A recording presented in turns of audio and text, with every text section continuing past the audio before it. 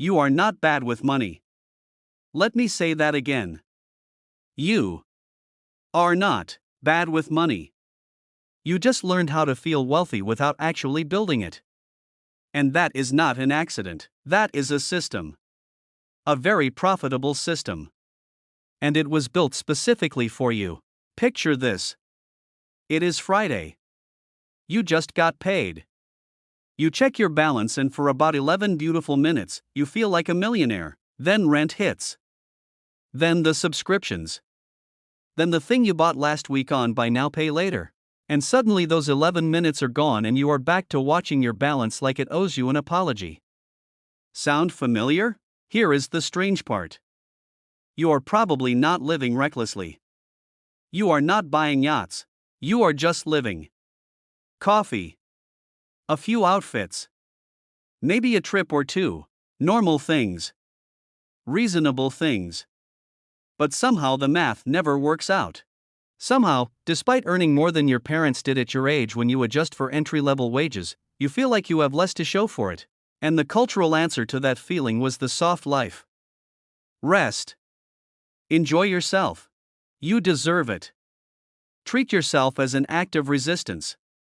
Spend money on experiences, not things. Spend money on things too, actually, as long as it looks good on camera. And Gen Z absorbed that message completely. Not because they are lazy or irresponsible, but because it felt like the alternative, the hustle, the grind, the sacrifice had already been tried, and the generation that tried it still could not afford houses. So why not enjoy now? That is a logical response to a broken system. I want to be clear about that. But there is a difference between rejecting hustle culture and accidentally opting out of wealth entirely, and most people do not see where that line is until they are on the wrong side of it. Here is the thing nobody puts in the soft life content. Feeling wealthy and building wealth are not the same activity. In fact, they often work against each other. Feeling wealthy is instant. It happens when you buy something, eat somewhere nice, go somewhere beautiful. It triggers a real emotional response, a dopamine hit that feels like financial progress because you are spending money, which feels like your money is doing something. Building wealth is almost the opposite experience. It is delayed. It is invisible. You move money into an account and your life looks exactly the same as it did before. Nothing changed. Nothing felt good. The satisfaction is abstract. One of these has a massive marketing industry behind it. One of them does not. Guess which one is which? Here is a simple way to think about it. Imagine two versions of you. Same income. Same job. Same city. Version A spends Saturday at a nice brunch, a yoga class, maybe a new pair of trainers. Feels good. Posts some of it. Monday hits and the balance is lower but the memories are real. Version B does the same Saturday, but before any of it, they moved $200 into an index fund. Same brunch. Same trainers.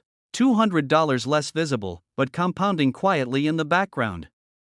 10 years later, version A has 10 years of good Saturdays. Version B has those too. Plus somewhere between $40,000 and $80,000 depending on market conditions, from doing almost nothing different. That is not hustle. That is just sequencing. There is a phenomenon economists call lifestyle inflation. Most people call it just getting older. It works like this. You earn more. So you spend more. And the spending scales so naturally with the earning that you never actually feel the raise. You just feel like you need a slightly bigger raise to feel comfortable. For Gen Z, this is playing out in a very specific way. First job out of college or your first decent gig, you upgrade from instant noodles to actually cooking. Reasonable. Then a slightly nicer apartment. Still reasonable. Then Spotify Premium because ads are annoying. Fine. Then Apple TV. Then the gym with the good showers. Then the skincare routine that now costs more than your old grocery. None of these things are wrong. Each one individually is completely defensible. But collectively they create something called a high fixed cost life.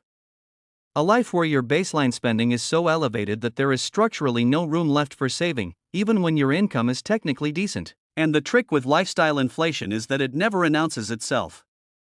It just quietly raises the floor on what you need to feel normal. The solution is not deprivation. It is intentional sequencing. Every time your income goes up, split the increase. Half of it goes toward enjoying the upgrade. Half of it goes into something that compounds. You still get the nicer life. You just also get the future version of it too. The people who build real wealth did not earn dramatically more than their peers. They just refused to let their spending perfectly track their income. Quick question. How many subscriptions are you paying for right now? Take a moment. Actually think. Most people guess between 3 and 5. The actual average in 2024 for someone in the 18 to 34 demographic was closer to 12, and they underestimated their total subscription spend by about 40%. This is not a coincidence. Subscription pricing was specifically designed to be hard to track. When you pay $15 once, you feel it. When you pay $15 every month, it becomes invisible. It lives in the background of your life like a utility. Except utilities give you water and electricity. Some of these are giving you a second streaming service you forgot you had. The modern economy has become very good at creating small recurring charges that individually feel harmless and collectively become a serious drain. There is actually a name for this in behavioral economics. It is called the nickel and dime effect. Small losses are processed differently by the brain than large ones. We react strongly to a $400 expense. We barely register 4 $10 expenses a month because each transaction is below the threshold where our brain bothers to object. For $10 subscriptions is $480 a year. Not nothing. The fix here is simple and it takes about 30 minutes once. Go through your last 2 bank statements. Highlight every recurring charge. Add them up. Then ask yourself, for each one, if someone offered me this service for the first time today and asked me to pay upfront for a full year, would I say yes? Some you will keep. Some you will cut without hesitation. Either way, you will know what you are actually paying for. Now we need to talk about something that has grown enormously in the last 4 years and that almost nobody is discussing honestly. Buy now, pay later. On the surface, it seems reasonable. Split a $120 purchase into 4 payments of $30. No interest if you pay on time. Easy. But here is what it actually does. It lowers the psychological barrier to spending. When something costs $120, your brain does a quick cost-benefit check. When it costs $30 right now, that check barely happens. The item feels affordable because the number is smaller, even though the total cost is identical. And buy and pay later companies know this. That is not a bug. That is the entire business model. Retailers pay buy and pay later providers because customers spend more and abandon carts less when the sticker price is split. The average buy and pay later user in the US has 3 to 4 active plans at any given time. That means after 3 to 4 purchases, they are still technically paying off while continuing to make new ones. This is called revolving soft debt. It does not have the weight of a credit card balance in the same psychological way, but it functions almost identically. Money that should be yours is already committed to the past. And it shows up in a very specific way for Gen Z because the products being marketed through buy and pay later are almost always aesthetic ones. Clothes, gadgets, home decor. The exact category of purchase that supports a certain kind of visible lifestyle. The soft life was sold to you with invisible credit attached. The rule here is not to never use buy and pay later. The rule is to treat it as if it is real money leaving your account right now. If the full price feels uncomfortable, that discomfort is information. That is your brain trying to protect you. Splitting the payment does not make the thing more affordable. It just delays the moment where you feel the cost. Financial advisors will tell you to save 20% of your income. And then they will look at you like you should know how to do that. 20%. On an entry-level salary. In a city where rent is already 40% of take-home, sure. The 20% rule was designed in an economic context that no longer exists for most young people. It assumed affordable housing, employer pensions, and healthcare costs that did not require a payment plan. So let us be realistic about what actually works. The number is not 20%. The number is whatever number you can make automatic and not notice. Behavioral finance research consistently shows that automatic savings dramatically outperform manual savings. Not because people are lazy, but because the moment money is out of your account before you see it, it stops feeling like yours. And things that do not feel like yours are very hard to spend. Even $50 a month, automated, starting at 22, compounds into something meaningful by 40. It is not the path to generational wealth on its own, but it is the difference between 40-year-old you having options and 40-year-old you having only obligations. Start with 1%.